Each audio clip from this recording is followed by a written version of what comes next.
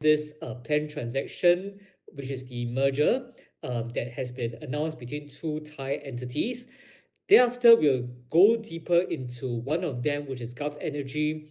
Since some of you might be familiar with AIS as one of Singtel's associate, Gulf Energy might be the entity that is new to you. So I'll spend a bit more time to go into Gulf Energy, what it does, and how this merger will actually affect Singtel. Okay, next we'll look at the impact of the transaction. This will be across a few different aspects, including how the combination will affect the Thai entities before moving back to see how this will affect Singtel. Okay, and then later I will go into the Q&A session where I'll be taking the questions that you would like to ask. We will start by giving an introduction to the transaction. Okay, this is actually quite complex. Even when I was preparing the slides, I had to spend some time to understand the shareholding structure. So please bear with me, and if it's something that you find still complicated to understand, feel free to put in your questions and I can go into more detail or try to find an easier way to explain this after the presentation. Okay, so we start by looking at what was the previous shareholding structure. Okay, so we have quite a few different entities here. Okay, I think the entity that most of us are familiar with is Singtel. Okay, so as we are aware, Singtel not only has got the mobile and broadband business in Singapore, they are a business with a lot of regional associates, and Thailand will be one of the markets that Singtel has a presence in through the associates. Okay, so currently Singtel has got exposure to Thailand through two entities. The first is AIS, which is a telco company in Thailand. And AIS is actually owned by this entity that is called intouch. Okay, so intouch would also be partly owned by Singtel. So in terms of how Singtel would have exposure towards AIS, part of it is a direct stake in which Singtel owns a 23% stake in AIS, but indirectly, Singtel would also have a stake in AIS through intouch. Okay, because Singtel owns 24.99% of intouch and intouch owns 40.44% of AIS. Okay, so this is the current shareholding structure of AIS as well as Singtel, and we see that there is quite a number of different entities that are involved. Okay, so next I will go one layer up, and we have one more entity that I wanted to then bring in, which is Gulf Energy. Okay, so Gulf Energy has been increasing its stake in InTouch, okay, such that prior to the announcement of the transaction, it has a 47.37% in InTouch. So what we see here is that, okay, InTouch has got a few shareholders. Singtel is one of them, Gulf is one of them, and InTouch would then have a stake in AIS, and Singtel will also have a direct stake in AIS. Okay, so there are four entities here that we need to be aware about. Okay, Singtel, the entity that we are familiar with, AIS, which is a telco company in Thailand, InTouch, which has a stake in AIS, and Gulf, which then has a stake in InTouch. Okay, so what is going to happen is we are going to see that Gulf and InTouch are going to merge such that the shareholding structure becomes more simple. Okay, so how is this transaction going to be done? Okay, so what has been announced is that Gulf Energy and InTouch will actually merge through a share swap. Okay, so what we do is to call the new entity NewCo. Okay, to prevent complication. So NewCo stands for new company, and effectively that is the combination of Gulf Energy as well as InTouch.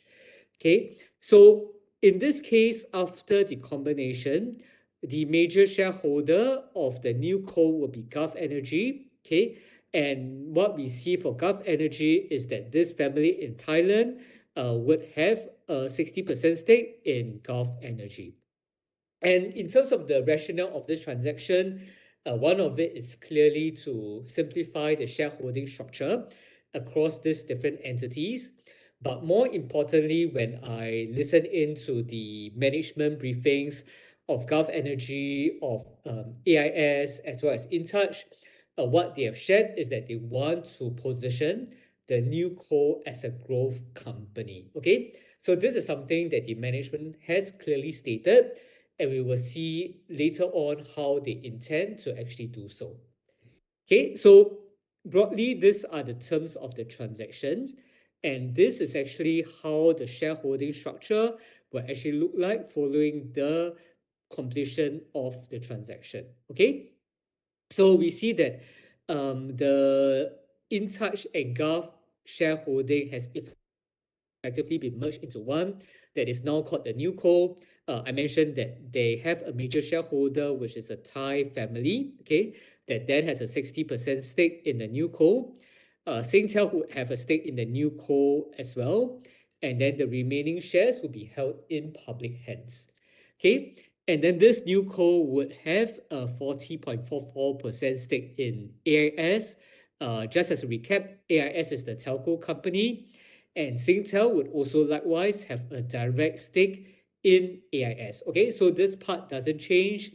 What we have seen instead is that the two entities, which is InTouch as well as Gulf Energy, has then combined into one entity, which is called the NewCo, and this actually simplifies the entire shareholding structure.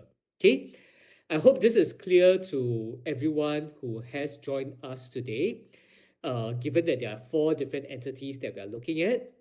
But in case it is still not clear, I'll put it side by side for us to be able to do the comparison.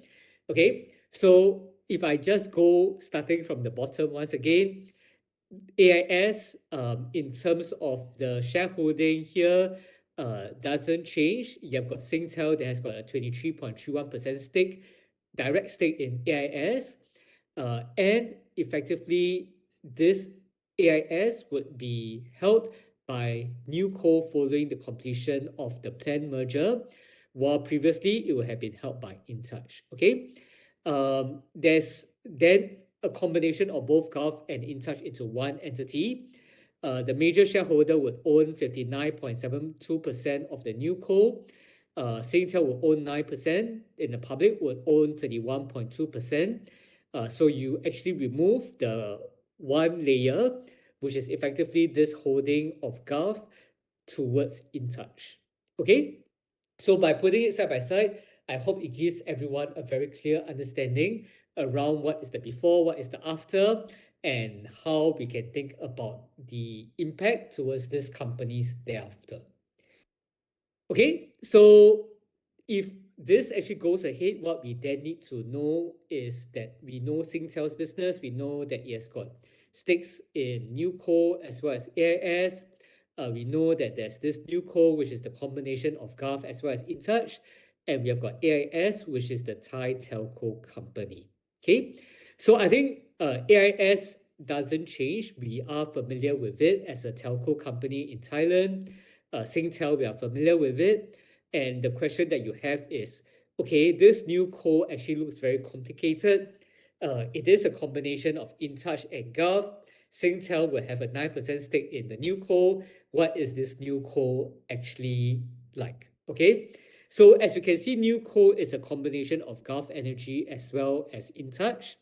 Okay, InTouch actually owns AIS, so I think in this part of the telco business, it is clear in terms of the assets they are owned. But what many of you might be wondering is then what is actually this Gulf Energy, and why would then Singtel actually own a new co that has actually got an infrastructure as well as energy business? Okay, so that is what we will dive deeper into next to understand more about Gulf Energy, which will then allow us to understand more about the new co. Okay, so this is the second part of my presentation. We are going to Thailand to understand more about Gulf Energy. Okay, so for those of you who have been actually just focused very much on the Singapore market, I think even for myself, when I was doing the research around this transaction, I had to spend some time to understand about Gulf energy as well. So what I want to do is to present to you a very high level understanding of what Gulf energy is, so that we know what is actually Singtel holding as part of the new co. Okay.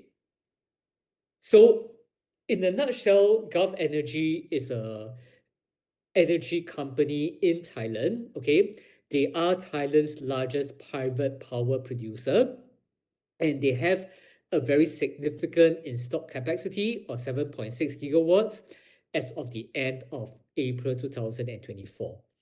If we were to try to break down the different power assets that Gulf Energy has, what we see here is that 89% of its portfolio would actually come through from gas-fired power plants. Okay, so effectively, these are power generation assets. They are run using gas.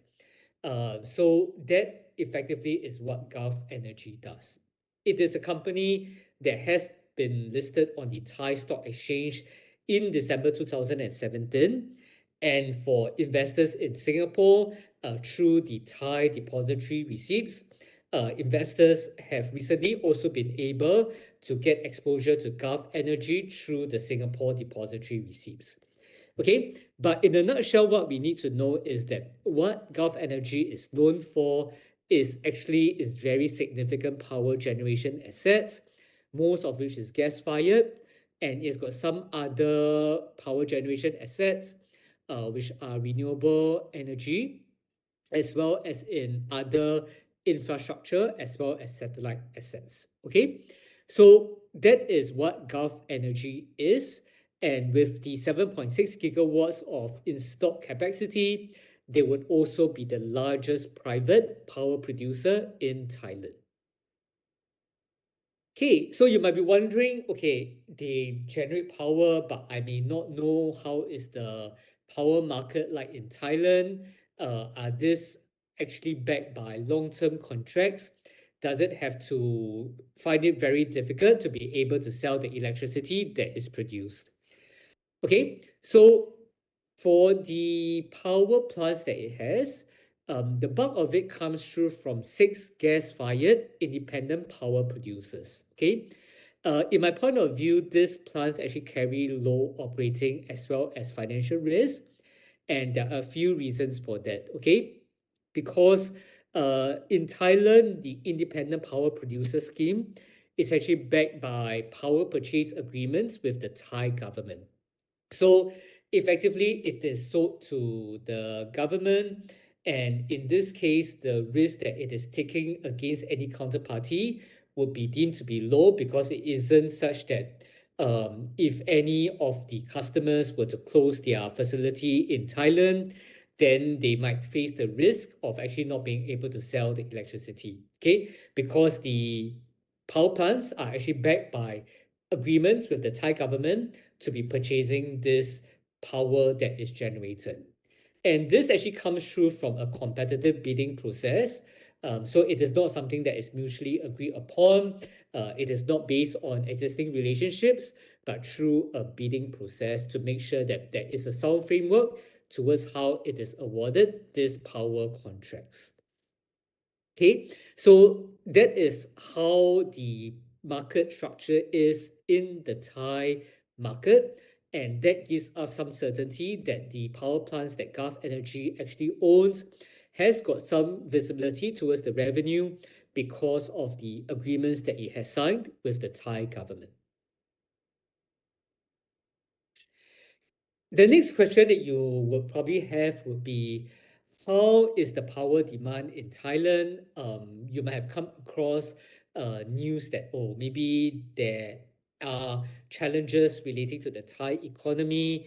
It isn't growing as strongly as before because of the slowdown in tourist arrivals. So how can we understand whether power demand in Thailand is growing or not? Okay, so I'll put up this chart that shows the power demand across the years in Thailand. And what we see here is that post-COVID, the power consumption and demand has continued to grow.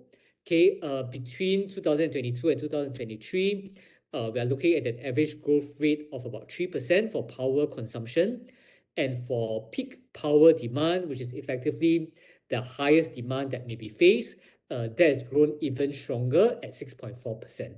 Okay, if I were to compare that to the 10 years between 2011 to 2019, then we are seeing a pickup in terms of the power consumption, because on average during this period, the power consumption has grown by about 2.4% per year, and peak power demand has grown by about 2.9% per year. Okay, so first and foremost, some positive trends in terms of the growth in power demand in Thailand. And then the question you might have is, what is driving this growth in power demand? Okay, according to consultant Cushman and Wakefield, there are a few factors that is driving this and will continue to drive greater power demand in the Thai market. The first is the adoption of electric vehicles, and the second would be the addition of data centers. Okay, so as you might be aware, data centers are actually very power intensive. So that is also why at one point in time, the Singapore government paused on the new data centers being set up in Singapore, because there were concerns around whether this will drain a lot of the power supply, given how intensive the use of electricity is for these data centers. Okay, so according to the data in 2023, data centers across the globe actually consume 7.4 gigawatts of power, and that represented a 55% increase on a year-on-year basis. Okay, so that has been one of the key drivers of power demand, not just in Thailand, but in many different markets. So as we have more cloud computing being used, more cloud storage, and more recently, more AI applications that require data centers, all of it is actually using up more electricity and driving higher power demand. Okay, so that has provided the base for continued power demand in the Thai market. And what we see is that Gulf Energy, with the power plants that it has been able to benefit from this increase in power demand. Okay, earlier we also saw that as part of the portfolio of Gulf Energy, they also has got some renewable assets. Okay, this is a smaller part of the portfolio now, but what we see is that Gulf Energy actually has got ambitions to be able to grow their renewable power capacity. So we can look at some of the recent bidding activity for renewable capacity in Thailand. And what we see is that in the bidding round in 2023 of 5 gigawatts, Gulf Energy actually won more than half of this that was actually put up for bidding. And following the award of these contracts and the construction of this renewable power assets, these assets will actually start up between 2025 and 2030.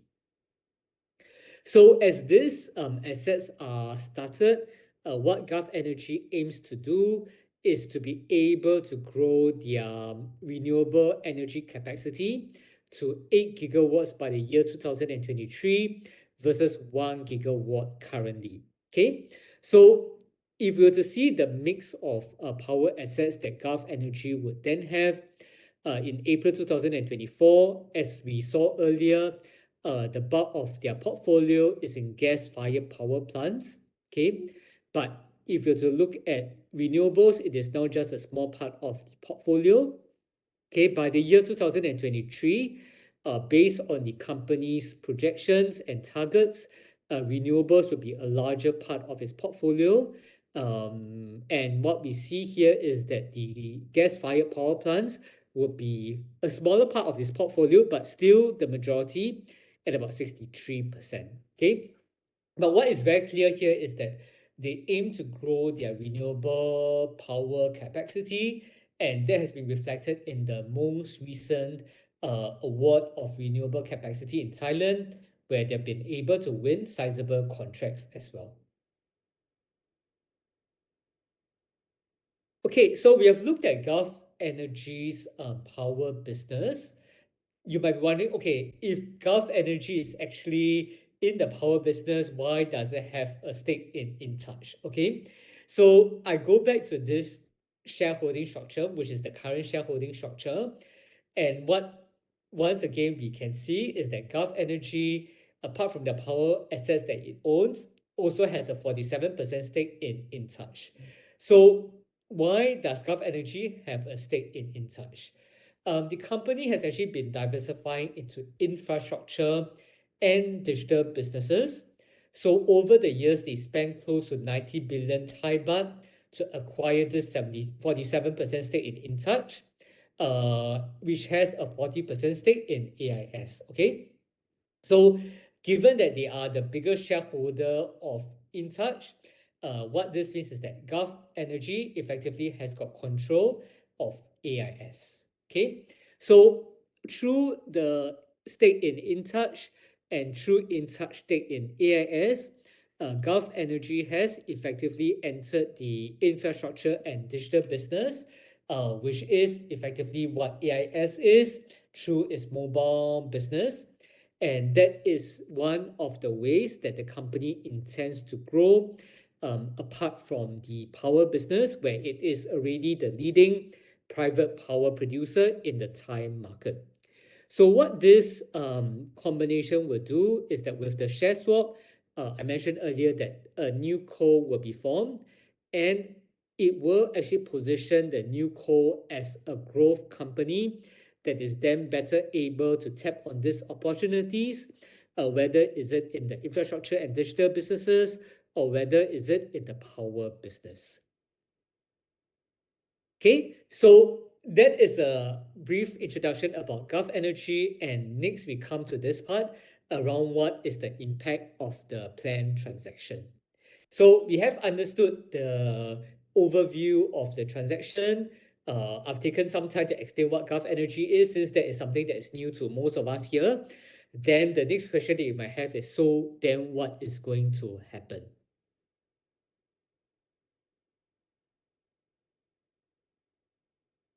Okay, so we start by looking at does the balance sheet of the new co. I mentioned earlier that the intention of the shareholders of the new co is to really position it as a growth company. So the question is, how is it able to do so? So for any company that wants to be positioned for growth, we always start by looking at their balance sheet, right? If you have no balance sheet, you have no capital, even if you want to position for growth, you might not be able to do so. So first and foremost, we can see whether it then has the ability to do so by looking at its balance sheet. Okay, so because InTouch has zero debt, with the merger, what this means is that the new co's interest-bearing debt to equity ratio will be down to 0.9 times versus Gulf Energy current net gearing of 1.7 times. Okay, so remember, InTouch is an entity with zero debt. Gulf Energy has got debt, but because they are combining into one, what this means is that there is a larger equity base, and as a result, the net interest bearing debt to equity ratio will come down to below 1 times at 0.9 times. Okay, so with the stronger balance sheet, it will allow them more flexibility to be able to fund some of these future growth initiatives. And based on what the company has shared with investors, with the expanded balance sheet, the new co can borrow an additional 150 to 200 billion Thai baht of new debt before the net gearing ratio actually reaches its limit of 2 times. Okay, so with the combination, they have the ability to take on new debt if it wants to be making acquisitions, if it wants to be making investments into new businesses. It will have the ability to do that with the expanded balance sheet of the new co. Okay, what we also need to understand is that outside of this business combination, uh, Gulf Energy is actually looking at a few different initiatives to be able to drive the growth. So earlier we saw that they have the balance sheet to be able to do so. And what Gulf Energy is doing is to understand what are the opportunities for a digital infrastructure platform to be able to support future businesses in energy infrastructure, especially with the acceleration of digitalization. Okay, so some of the synergies that it is looking at would be whether there is any long-term growth potential in the power and telco businesses. Okay, so that is one area. The other area would be true consolidation, because what we have seen is also that there is consolidation in the Thai telco market, where the second and third largest players have actually merged. So while some of these growth initiatives are being panned out, we have AIS that is continuing to benefit from the industry consolidation. Okay, so two factors that I play here. One is the ongoing industry consolidation that AIS is really benefiting from. And number two, in the longer term, what Gulf Energy is doing is to see whether there might be any synergy between the telco business of AIS as well as Gulf Energy's power business. Okay, so what we see here is actually Gulf Energy and how it is benefiting from industry consolidation. I mentioned earlier that AIS has actually benefited from consolidation in the industry after the second and third largest players merge.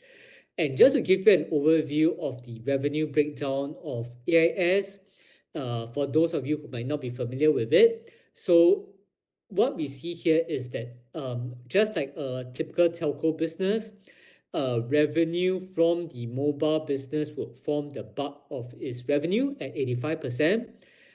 Next, we have got the fixed broadband, okay, that would be 10%, and then about 5% coming through from enterprise, which are business customers. So what we see here is that, okay, so from here, we need to be aware mobile is a very big part of AIS's revenue. And next, it also has got some revenue that's coming through from fixed broadband.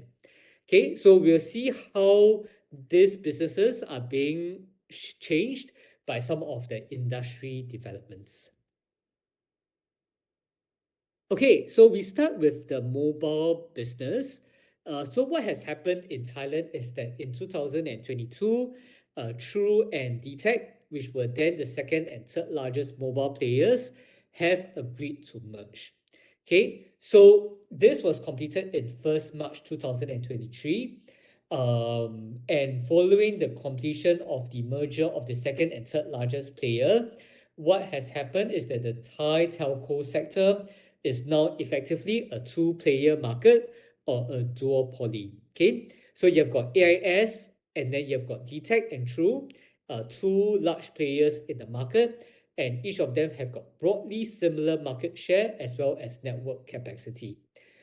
And what we have seen here is that following the merger of the second and third largest player, we have seen an improvement in the average revenue per user of AIS. Okay, so that typically happens when there is consolidation in the industry, because there isn't as strong competition. You don't have to put your pricing plan so aggressively low to be able to get new customers. Okay, and what we see here is that they have gradually been able to raise the prices of their mobile subscriptions, and the average revenue per user or ARPU. This is a very important metric in the telco sector. So how much revenue are they able to make per user has actually gone up since 2023. Okay, so I wanted to bring up this chart because it's very interesting to me. The ARPU has been consistently declining from first quarter 2020 all the way to first quarter 2023. But once the merger is completed, okay, so the date here is 1st March 2023, we see that the ARPU of AIS actually started to rebound thereafter and has consistently grown since then. Okay, so this industry consolidation is already benefiting AIS with actually less competition in the market. Okay, I think the other point to take note of, I mentioned mobile is a big part of AIS's revenue. The other business that contributes to its revenue is the fixed broadband service.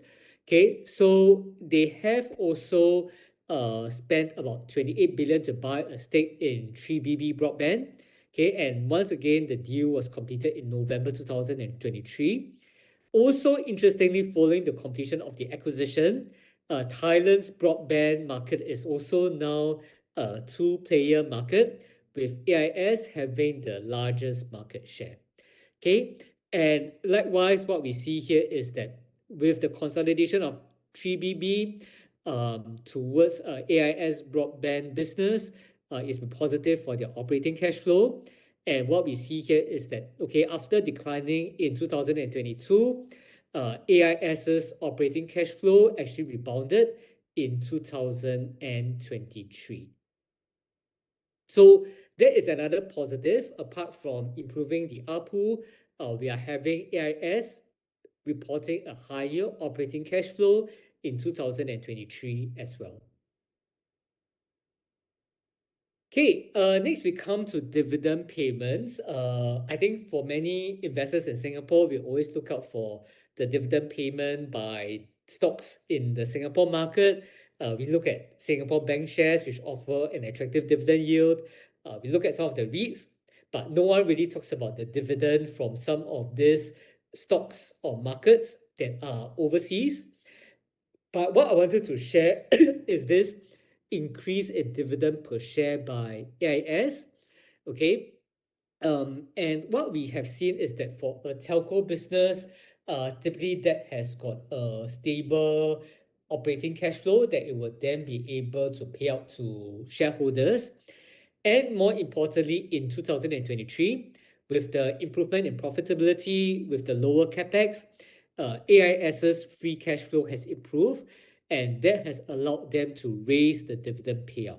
Okay, so what we see here is that from 769 Thai baht in 2022, they actually raised it to $8.61 Thai baht in 2023, based on a similar payout ratio of 88%. Okay, so that is another positive sign where AIS has been able to raise its dividend per share because of the more limited competition, which has improved its profitability as well as operating cash flow. Okay, so I have covered Gulf Energy, I've covered AIS. I'm going to come back and touch upon Singtel. So that's what I'm going to spend the last 15 minutes of my presentation going through, because for many of us here, we are probably more familiar with Singtel, and what I wanted to do is to then bring it all back to understand how can this potentially impact Singtel. Okay, so earlier I mentioned that Singtel has a stake in intouch. Okay, so as part of the share swap, they will swap the stake in intouch for a 9% stake in the new co. Okay, and from this transaction, it will book an accounting gain because the swap price is actually above the book value that it has of intouch. Okay, and because intouch board has proposed to pay a special dividend before the share amalgamation or merger, so what this means is that Singtel will receive a special dividend of about 140 million Sing dollars, or representing about 0.82 cents per Singtel share. Okay, not much from a per share perspective, but this actually would be something that still contributes towards Singtel's cash received from its associate businesses. Okay, but what is important to note is that post the merger, they will no longer recognize profit as from this direct stake that it has in intouch. Okay, and then what it will happen is that the effective stake that it has of AIS will be reduced to 26.7% from 33.4%. The company has also stated that it will evaluate its options relating to its stake in the new co. Okay, so how does this actually fit into Singtel's strategy? Why has it actually supported the transaction? Given that it is a large shareholder of both AIS as well as intouch, why has it come out to actually say that I'm actually backing this merger to take place? So to understand that, we can look at some of Singtel's recent initiatives, what it has done in recent years. Okay, so we start actually with the strategic reset. This was actually something that came through during the COVID period, where they actually shared that they want to reset the company's business operations and be able to drive more value for its shareholders. Okay, so at the core of it is really trying to reinvigorate the core, capitalize on growth trends, reallocate capital and unlock value, as well as to champion people as well as sustainability. Okay, so part of this is actually trying to improve the profitability of the group, try to be able to tap on some of these growth trends, whether is it in data centers or digital banking, and then through allocating its capital, be able to unlock value for shareholders. Okay, so some of the things that it has actually done, say within its businesses, actually driving cost initiatives to be able to bring down costs, trying to actually capture growth opportunities, say forming entities that are able to tap on the data center growth in the region, as well as tapping on opportunities in digital banking. Okay, in terms of reallocating capital and unlocking value, they have actually recycled close to 8 billion of assets, as well as formed strategic partnerships, such as with KKR, one of the largest private equity firms globally in the data center business. Okay, so with that, we have actually seen that they have been able to grow their underlying net profit after tax, as well as increase the dividend payout to shareholders. More recently, following the completion of the strategic reset transformation, they have announced a Singtel 28 growth plan. Okay, so effectively what they want to be doing by 2028, and that is really focused on lifting business performance, smart capital management, as well as championing people and sustainability. Okay, we'll look at what this actually entails and how this transaction would actually fit into their Singtel 28 strategy. Okay, so I mentioned earlier that Singtel 28 is actually really focused on sustained value realization through two things: lifting business performance as well as smart capital management. And all of it is meant to be able to deliver dividend and growth for shareholders. Okay, so in terms of the growth engines, what the company hopes to be able to do would be through scaling two of the growth engines that it believes it has. One is NCS. Some of you may be familiar with NCS as a local entity that is involved in the digital business, but it has actually grown to overseas markets as well, including in Australia, where it is able to grow significantly to tap on some of the opportunities there. Okay, so that will really tap on its capabilities in tech to be able to serve more customers within the space. Next, as many of us are aware, the data center market is growing very rapidly, and what Singtel is doing is to gain exposure through the digital infra co, and they want to be able to scale the business to 200 megawatts of capacity over the next few years. Okay, so many of you may not be aware, but it's got partnerships with many different parties here.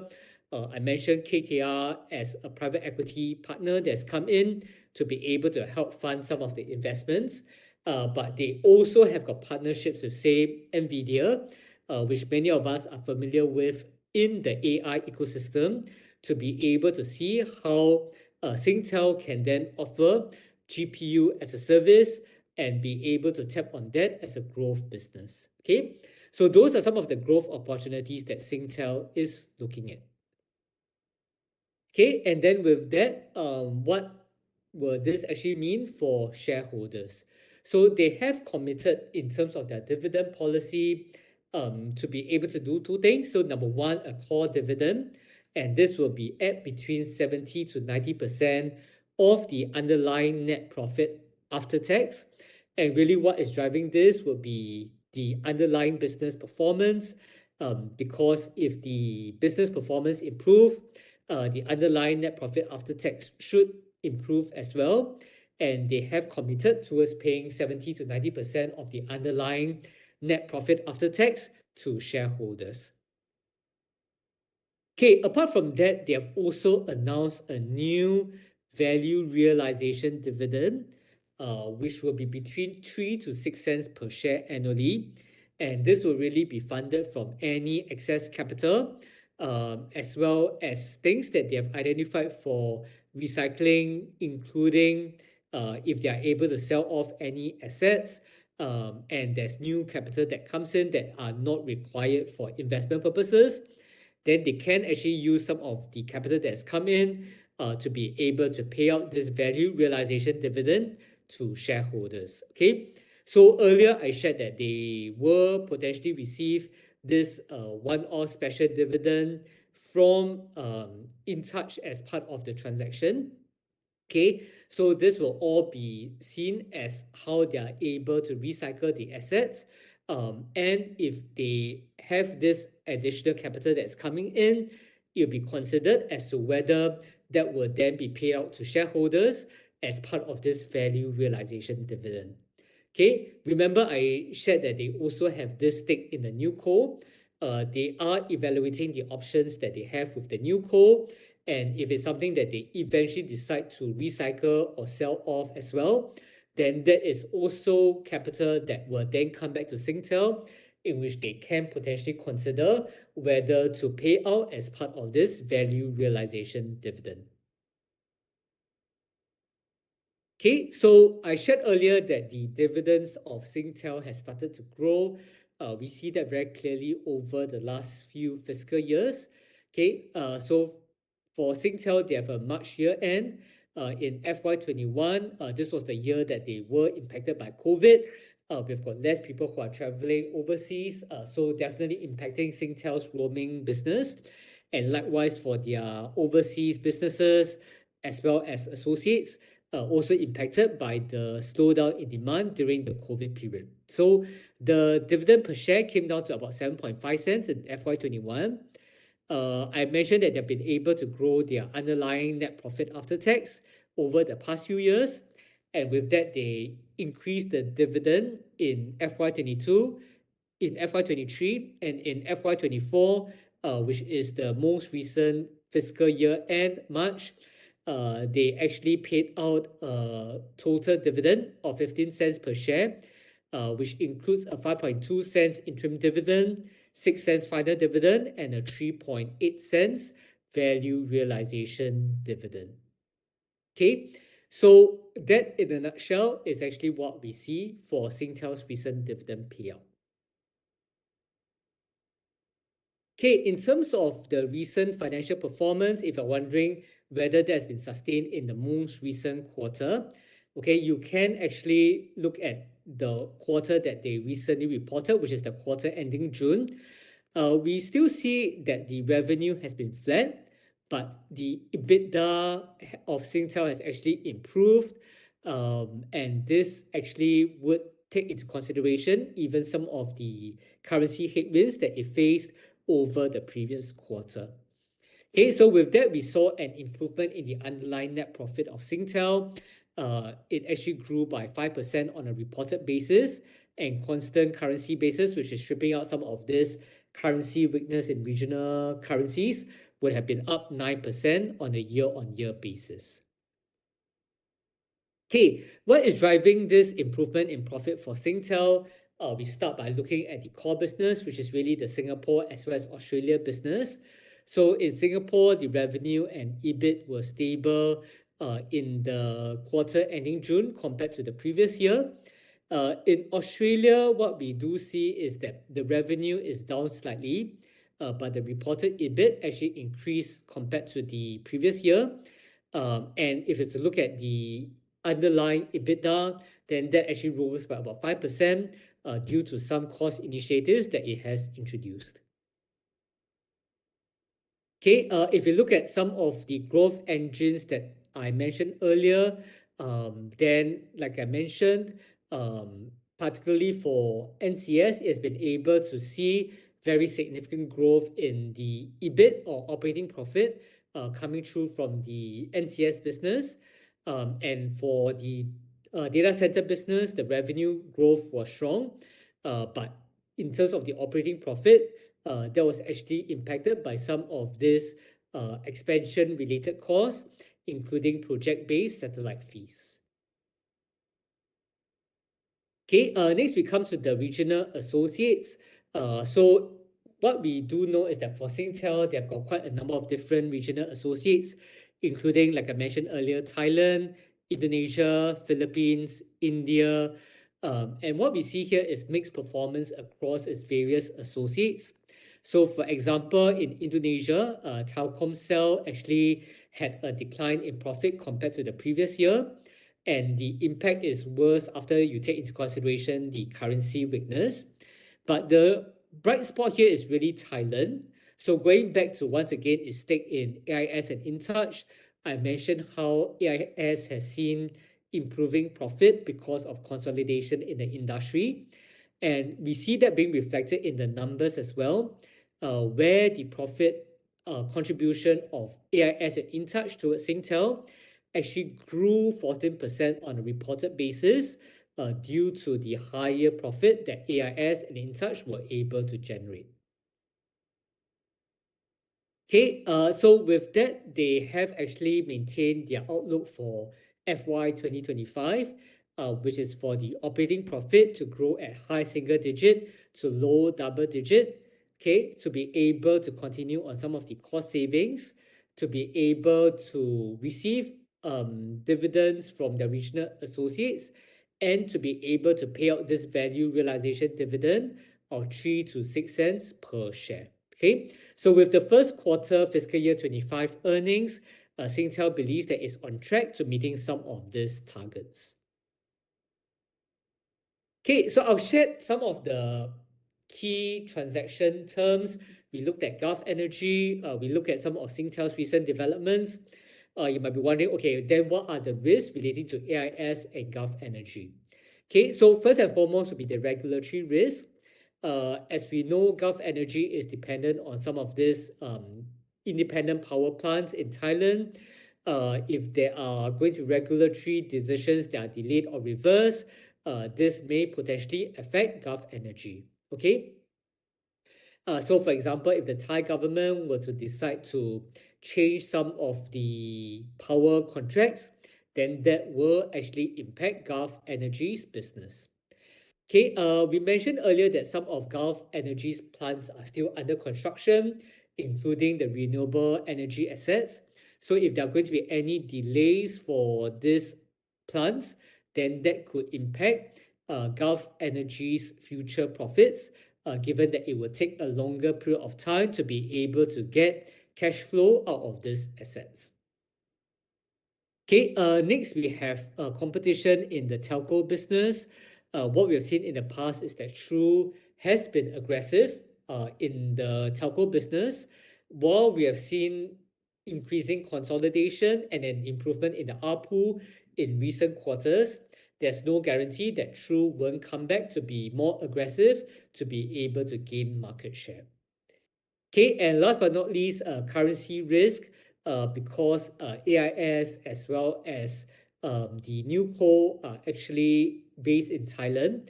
So if there's going to be any weakness in the Thai baht against the Sing dollar, that could eventually impact Singtel's associate income, just like what we have seen in the most recent quarter. Okay, so just to round up, the transaction is expected to be completed by the second quarter of 2025, but this is contingent on certain conditions being met. Okay, what are some of these conditions? It will require 75% of the shareholders at Gulf Energy and intouch to approve this transaction. Okay. And like I mentioned earlier, after the transaction, Singtel will then evaluate what are the various options that it has for its stake in the new co. Okay, so some of the key timelines and dates to keep a lookout for. Okay, so with that, I will open up for Q&A. So if you've got any questions, do go to this Pigeonhole ID, okay, pigeonhole.at, enter your passcode, and I'll be happy to take the questions that you might have from this presentation. Okay, so once again, pigeonhole.at, 27 August 24, you can scan the QR code to be able to ask questions.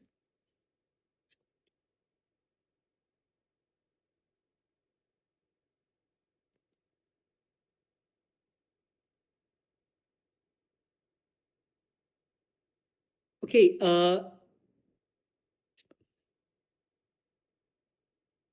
okay, so this question on Singtel 2028 strategy. Okay, so thanks for putting in this question. Is the target to complete by 2028 or likely to look into them by 2028? Okay, so the answer is they want to be able to achieve it by 2028. If they are able to do so earlier, even better. So it's not that they'll only start to explore this in 2028, but now they have laid out the plans. What they want to be able to do is by 2028 be able to achieve them. Okay, so now we are already in August 2024. If we think about actually 2028 is just about 3 years away. And I think what Singtel is really doing is paving the way for them to be able to achieve these targets by 2028, part of which would actually be contributed by the regional associates. And that is why we spend so much time today going through some of the developments that is ongoing in the Thai business. Okay, so I hope that answers your question. Okay, this question, there doesn't seem to be strong alignment between Gulf Energy's business and Singtel's. Would it not be better for Singtel to divest its stake in intouch and increase its stake in AIS? So this is a very good question. Thanks so much for asking this. Okay, so I think for most of us, we do see the alignment of AIS with Singtel's business, given that they are mobile businesses that we are familiar with, including how it is then able to tap on broadband, how it's able to serve enterprise customers as well. Okay, so AIS, I think many of us here will understand what's the logic in terms of having the exposure in some of these regional markets. And I think having shared what Gulf Energy actually does, many of you might be scratching your head. What has this actually got to do with Singtel? Okay, so I think in the same vein as to why Gulf Energy has been trying to increase its stake in intouch, that is really where we need to think out of the box and understand how some of these different businesses might actually come together. Okay, so I think one of the synergies that Gulf Energy actually sees is that, okay, you have got potentially the telcos increasingly going into data center businesses. I think when I shared Singtel's ST28 strategy, you saw how big data center was as one of their key growth drivers. And remember what I shared earlier in terms of what is the key driver of power demand is actually coming through from data centers. Okay, so if you want to be able to drive your growth in data centers, you actually need a lot of electricity. And I think that is where Gulf Energy actually see the alignment of the business between the power business as well as the telco business that is increasingly moving away from the traditional mobile broadband business and more towards data center. Okay, so maybe what they do identify is, okay, it might be very difficult to grow a data center business if I don't have sufficient power, or I don't want to have too much risk for my data center if I am reliant on other people's power assets. So that is where there might be synergy between the energy business and the data center business. It is hard to determine what is the extent of the synergy at this point in time, which is why I would say strategically there are options to explore there, but it is really something that we need time to establish whether a data center business really need a energy business to come along with it. And I guess that is something that Singtel will evaluate as well. And that is why it is leaving the options open as to whether it wants to be selling off its stake in InTouch, sorry, the new core eventually.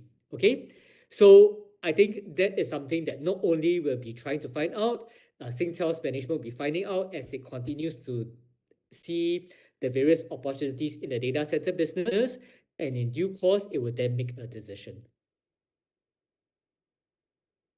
Okay, okay, there are no further questions, but I wanted to end off by sharing a few things. Okay, firstly, I think many of you have asked how will I be able to track the dividends of Singtel. So if you want to actually understand, say, some of the recent developments of Singtel, including insights around what I shared earlier, what's the impact from the merger between InTouch and Gulf Energy, to be able to dive deeper into what I shared earlier, it is available on the Beansprout website at growbeansprout.com. Okay, you'll be able to see the valuation of Singtel to be able to make your decision as to whether, with Singtel's recent share price increase, whether the valuation is still looking attractive. You can actually look at the historical dividends of Singtel. So like I shared earlier, it has been able to grow its dividends once again and understand what is the latest dividend yield of Singtel. Okay, so those are some of the things that you can look at to understand what are the prospects of Singtel. And going back to then the slides, okay, let me pull up the slides because I want to share some of the summary from today's presentation.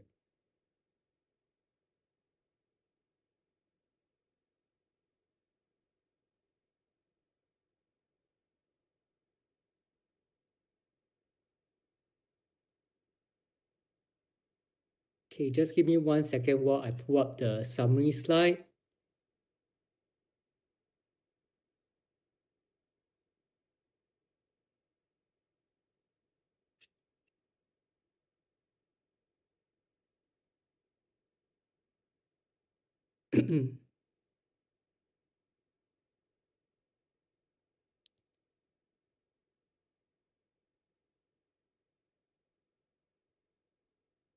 Okay, so going back to the presentation, I wanted to just round up and give some concluding takeaways from today's presentation.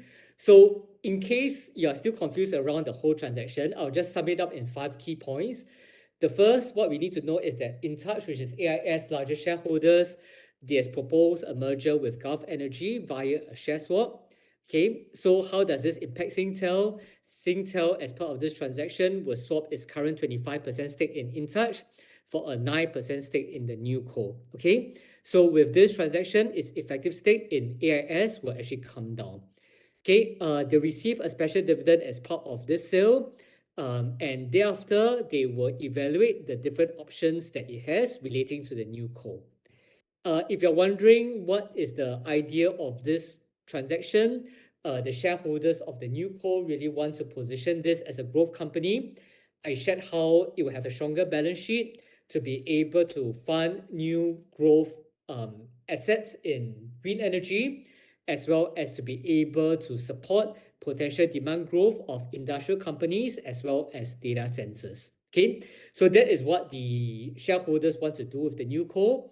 But in the meantime, what we do see is that AIS continues to benefit from industry consolidation following the merger of the second and third largest players. And this is something that we have seen being reflected in Singtel's associate income coming through from AIS as well as InTouch. Okay, So that is a summary of my presentation today. If you want to read deeper into what I've shared, go to our website. Do subscribe to our newsletter where we actually provide you with updates relating to the Singapore market, and you'll be able to get further updates relating to this transaction as well as Singtel's recent developments. Okay, so that is all for my sharing tonight. Thanks so much for your participation as well as for the questions that have come in. I hope you've been able to gain a better understanding around this very complex transaction, and I hope to see you the next time. Okay, have a very pleasant evening, everyone, and thanks so much for joining us today.